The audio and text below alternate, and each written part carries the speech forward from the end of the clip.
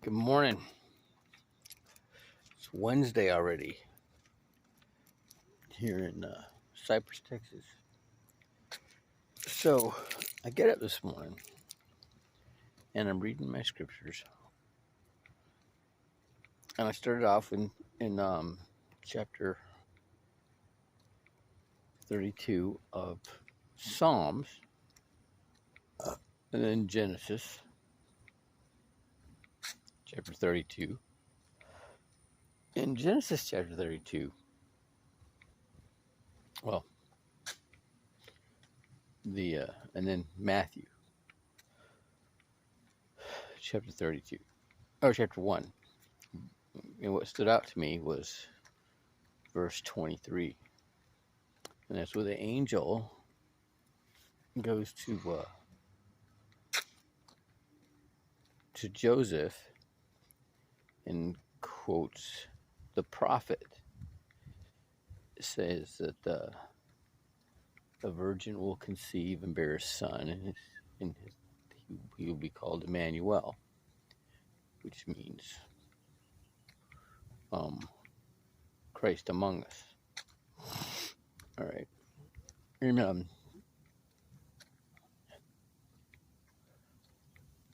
And so I'm like, what prophet? So I look it up, and it's Isaiah. And Isaiah says in verse 7:14, the easiest verse in the world to remember. Why? Because 7:14 is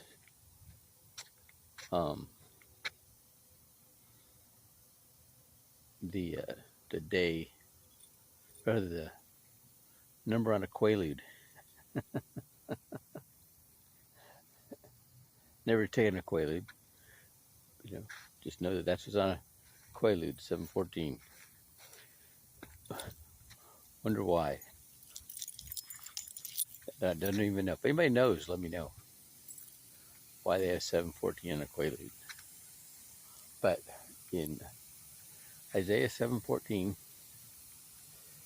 is prophesying that the son shall be born of a virgin, and he'll be called Emmanuel, which means God is with us. And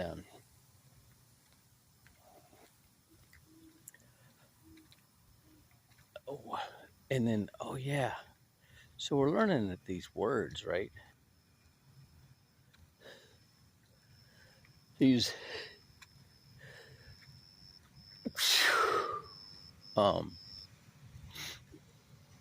what a virgin means and what we've been taught it means. A virgin means somebody enlightened, with the knowledge of God, awareness of God.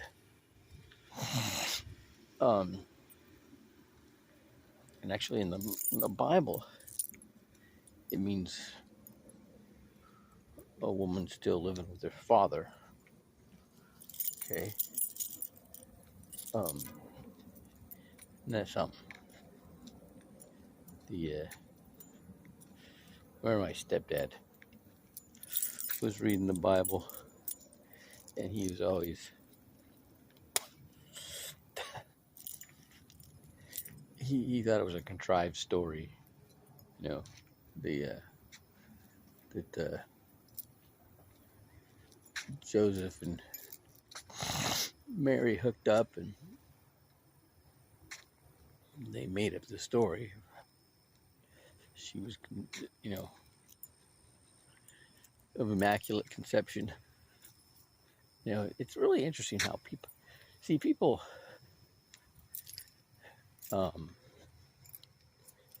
they pull from their paradigm. They pull from their, we limit ourselves to what we know. It's really hard. It's really hard for me to, my goodness, to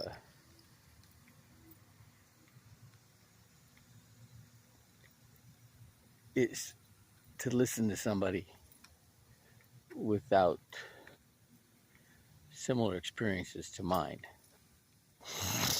and or greater than mine.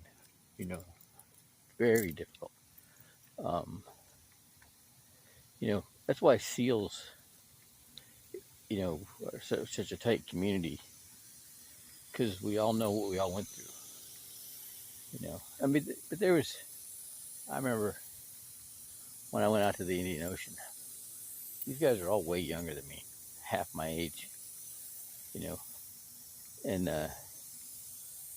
they were,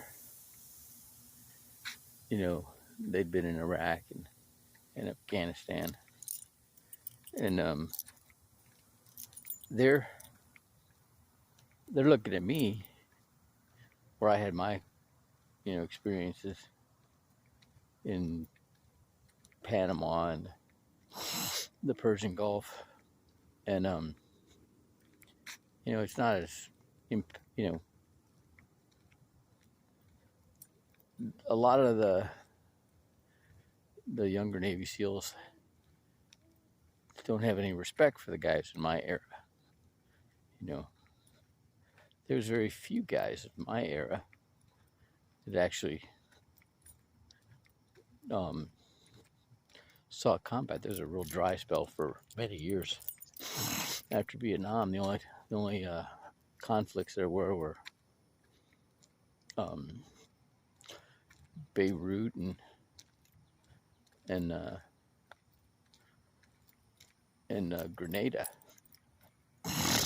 and then Panama. Now, a year after Panama went down, there was Desert Storm, but the SEALs didn't get to play in that very much at all. Oh yeah, there was some Mogadishu. Yeah, so, but SEALs didn't do much there. They did their hydrographic reconnaissance, but that's it. So there's it's all based on your paradigm. It's you got to really humble yourself to be able to receive anything from people without the same experiences you have.